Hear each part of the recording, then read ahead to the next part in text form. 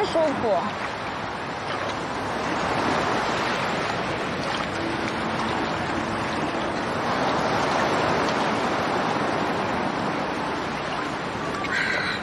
有的时候我觉得，我就像一座雕塑一样，被他们凝望着，审判着。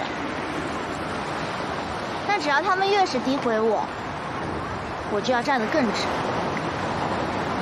我不能输。但现在我想明白了，人生本来就不需要这么拧巴，活着本身就已经很有意义。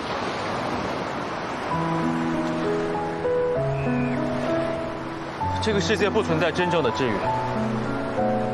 痛苦会在我们心里留下伤痕，所以我们需要在困惑迷茫之中，听到内心最正确的声音。它会帮助我们克服艰难险阻，陪伴我们一生。